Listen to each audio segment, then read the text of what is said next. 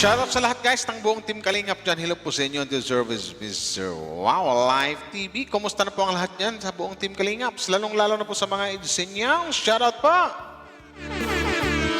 Siyempre, shoutout mo ba? Bago tayo magsimula guys. Shoutout mo sa lahat ng mga Jumcar fans. Joy Donatics, sa mga Joy Donatics yan, sa kay Joy Diwata at sa mga Mick Chris fans, sa buong Team Kalingap, mega love, shoutout po sa inyong lahat. So alam niyo naman siguro na kung anong i-react ko or kung sino ang i-react ko pag ito yung background music. Shoutout sa lahat ng mga insinyans, no? So ito na guys, maririnig natin dito shoutout pala. Shoutout nga pala kay Kuya Neil. Support nyo guys, Kuya Neil, isa tong magaling na reactor dito sa Team Kalingap. Shoutout Kuya Neil, I love you.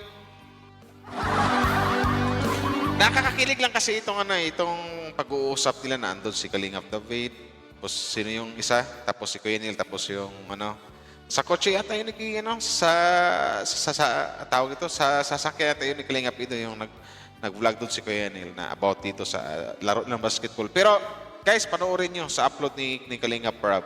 Fresh na fresh pa. Ang ganda panoorin na nakakatuwa. So yun ang pag-usapan natin ngayon. Pero bago tayo magsimula, suportahan po natin ang buong Team Kalingap. Val Santos Matubang, Kalingap Rob, Ate Edna Vlogs. Support po natin. Siyempre sa lahat ng mga Kalingap reactors, andyan yung Team Vios, Karipa, Watchers, Strikers, at sa lahat siyempre sa mga Kalingap charity vloggers, suportahan po natin. So ito lang guys, no? At saka maraming salamat sa mga mag-like and share sa video upload ko na ito, no? Thank you very much po sa inyo, sa lahat ng mga insinyans. Hello? Tara, huwag nating paano ito. Umpisa na natin agad to kung anong video ba to. Maganda to. Kuya Neil, gamitin ko lang yung medyo maiksing dyan, Kuya Neil, yung nyo, vlog. Shoutout ulit, Kuya Neil. Ayos lang. Pero anong feeling mo nung nakita mo nandun si Beyonce? Bro, piniras ako na kahit alam ko di ako makaka-score. Box naman! Siyempre, kahit sino naman, magkaroon talaga ng nanonood yung girlfriend ko, nanonood yung agong ko, andyan yung wifey ko, andyan yung fiancé ko. Puwersahin na natin to. Sana all! Siyempre, pag andyan yung pag nanonood yung special someone mo, something like that, di ba? Gaya kay, na naglaro si Kalingap Ido, na nasa upload yung Kalingap Rap, panoorin nyo guys, andun yung kanyang wifey. Siyempre, pakitang gilas tayo nito. Andito yung mahal na mahal kong si Fiancé. Di ba? Diyos ko pa. At least pinilit mo, bro. Pilit ko na dumipinsa ng... Grabe, ibig sabihin, nagka-energy ka? Yes. Oh wow, kita nyo naman, nagkaroon bigla ng energy si Kalingap Ido nung nakita na si Fiancé. Sana all! Siyempre, andun yung mahal niya. Siyempre, kahit sino ba naman, kahit ako naman siguro, laro basketball, box out, uy, andyan pala yung ko. Siyempre, pakitang gilas. Sabi ni Kalingap Ido, si Fiancé yung energy niya. Si Fiancé yung kanyang vitamins. Yung nagbibigay lakas sa kanya. Di ba? Todo dipinsa na daw yung ginawa ni Papa Eds. Si wifey. Kung mapapanood mo yun bro dun, nakaka-comeback tayo ng konti. Wow! Impact ng konti. Hindi sila naka-score masyado doon. Uy, Ay, grabe. ang ibig sabihin, Papa Eds, talagang tudubantay ka. Kasi hindi masyadong naka-score. So, grabe yung pagdipinsa mo talaga, Papa Eds. Sana all! Sana all! Depensa mo pala nun. Grabe, dalawa na ang binabantayan ko. Ay! Yeah. Sana all, dalawa na binabantayan. Buti walang foul na hindi ka natawagan ng foul, Papa Eds. Dalawa na yung nabantayan mo eh. Yung dalawa talagang hindi maka-score yun. Bantes, Papa Eds. Sige, kahit anong box out nyo, kaya ko kayong bantayan. Andyan yung wifey ko, nanonood eh. Talagang pakitang gilas ako nito ngayon. Di ba? Full of energy si Kalingap Ido nun. Malamang sa malamang, di ba? Sana all. Talagang masabi natin, HC is real.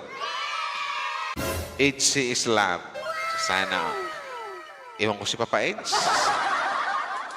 Magaling palang maglaro ng basketball to si Papa Eds. Grabe bro. Lakas ng defense mo nun ah. Para ako naka-zone dun eh. Zone defense, bro. Dalawang bilangan Dito sa left wing, wala na makakapasok. Oh, Nox nung naman sa left field, wala daw makakapasok. Sana all. Sana all, Papa Eds! At nang dahil yun sa'yo, Viancy girl, nang dahil sa'yo, talagang gumana, talagang sumigla or nagkaroon ng enerhiya ang isang Papa Eds. Mantakin mo, dalawa yung binabantayan. My God!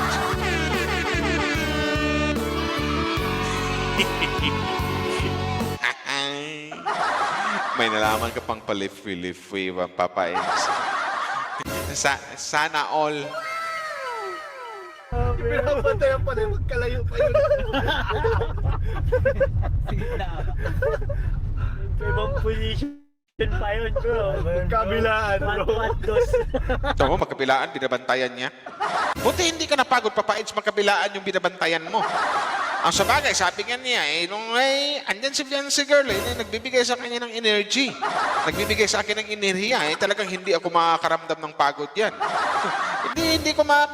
Never ko makakaramdam ng pagod. Siyempre, andyan yung wifi ko, hindi ko ipakita kung malakas ako, matibay ako, matibay yung kanyang happy. O, di ba?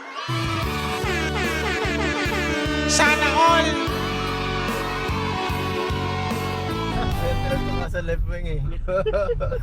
Grabe. Ano, wala itong mga karaan, ano Papa Eds? Center to ka sa left wing eh. Grabe oh.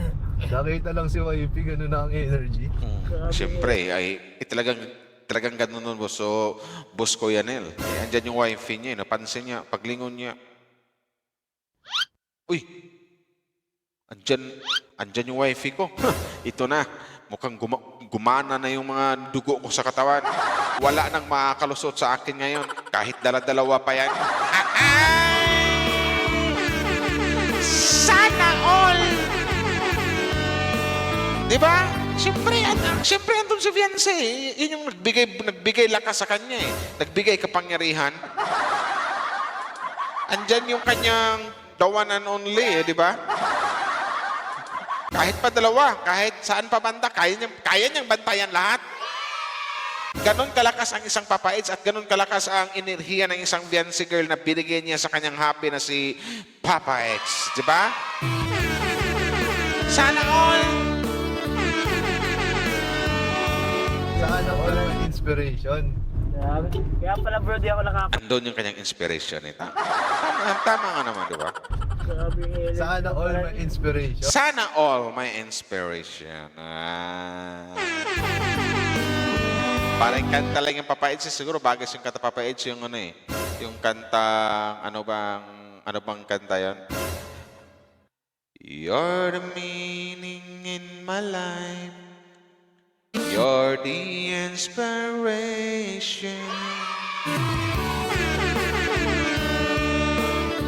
Di ba? You're the meaning in my life. You're my inspiration. You bring feeling to my life. You're the inspiration.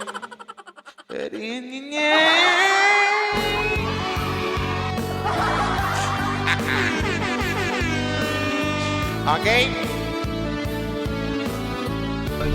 Grabe. Kaya pala bro, di ako nakapashoot. Ay! Wala naman akong ituturo ha. Nakashoot nga ako, kaso ay kaunti lang. Ayan po, babawi na lang tayo sa susunod. May game to pala, ibig May susunod sabihin. pa. Oo, sigurado yan. Mayroon yan. May rematch yan. Ulan pati ngayon. Ulan nga. Mas lalo na mag-practice niyan si Papa Eds kung may game to pa, di ba? Next month, September. Uy! Per months na guys. Uy, September na bro! May malaki. Sino ba yung mga birthday nun? May ganap ba sa bro? Ay, Sa oo September? nga pal. Oo. Wala yata. Wala? Wala daw, pero nakangiti yung mukha mo, Papa Eds. Ano wala? Di ba? So you guys na, September pala malapit na. Ano bang August na ngayon? August, September. So alam naman natin. Comment down below kung ano yung exact date ng birthday ni Viancy Girl. Turning into 18 years old. Wow. Isa ng ganap na dalaga ang isang Viancy Girl, ang wife ni Papa Eds. Next month, wala na nga isang buwan, di ba? Wala nang isang buwan. Ilang araw na lang ang bibilangin. Malapit na ang kaarawan or ang dibu ng isang Viancy Girl. Sana all! Yan ang pinakahihintay ng yan yung mga pinakahihintay ng mga EDSI fans itong mangyaring itong mangyaring birthday. Kasi alam ko sabihin natin mayroong pasapog to eh. Sabihin natin na, alam ko ito sa akin ito na parang wari ko lang or pakiramdam ko lang na parang mayroong pasabog tong EDSI na to. I mean si Viancy at saka si Ido na parang mayroon tayong malalaman dito tungkol sa dalawa. Something like na parang mayroong sabihin natin mayroong pag-amin ba tayong maririnig? O mayroon bang pag-amin na magaganap? Pakiramdam ko lang yun, opinion ko lang yun. Comment down below kung gano'n din ba pakiramdam nyo. Kasi may naalala ako sa vlog nila 8 Sewell, I don't know kung anong episode yun. Bago lang, last month yata or last 2 months na nabanggit kasi ng dalawa sa vlog ni Kalinga Prab, sa serye nila na sa birthday na mayroon daw malalaman. Na mayroon nang hihintayin ang isang papait. So ano kaya yun? So yun ang at alam ko yan din ang pinakaabangan ng mga EDSI fans ngayon about sa birthday ni Bibi Viancy. Kasi talagang alam ko talagang my God, bonggang-bongga yan. Kasi dibo yan. Tsaka alam ko, basta ang masasabi ko nito, ulitin ko, mayroon talagang talagang siguro tuwang-tuwa sa galag ang mga EDSInians. Kasi alam ko, opinion ko lang to na mayroon talagang mayroon tayong may magandang balita or may maganda tayong mapanood sa mismong araw ng birthday ng isang Viancy Girl. So yun yung pakakahintay natin kung ano yun. Wala akong ganap sa September. Basta Ay, wala daw. Pero nakangiti na si Papa Eds, no? Di ba?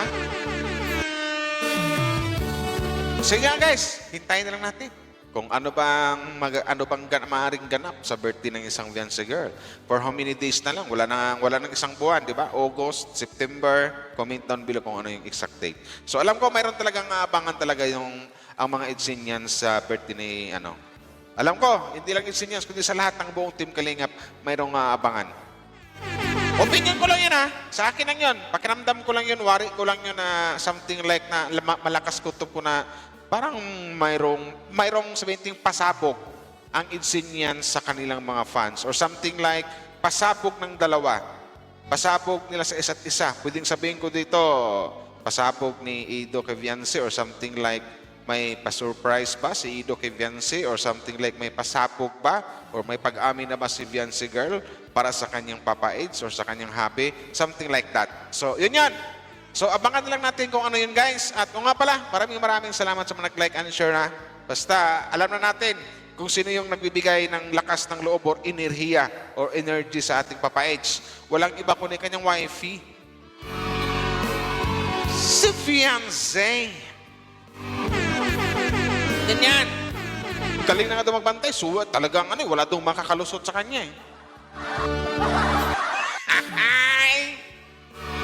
So guys, hanggang dito na lang. Maraming salamat sa mga nag-like and share sa upload video ko na to. Thank you very much po sa mga nakasupport sa akin sa mga EDSInians. Siyempre, Joynatics, Jomcar, at sa mga Mikris sa buong Team Kalingap. At saka, suportahan natin ang upload ng Team Kalingap. Isipin natin lagi, one Kalingap, one family. Hanggang dito na lang guys. Maraming salamat po.